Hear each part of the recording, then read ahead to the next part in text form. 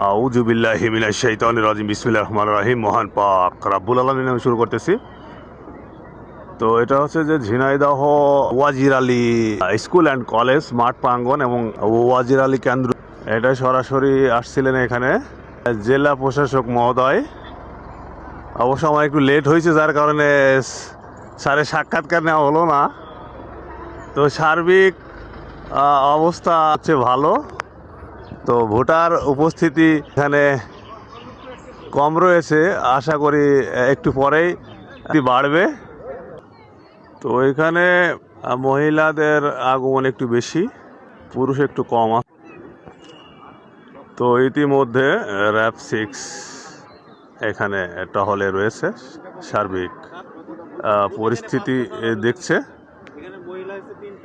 তো এখানে মোটামুটি মহিলা ভোটারদের সংখ্যা একটু বেশি, পুরুষ একটু কম আছে। তবে বেলা বাড়ার সঙ্গে সঙ্গে হয়তো এখানে আরও অবস্থা ভালো হবে, ভোটার উপস্থিতি আরও বাড়বে।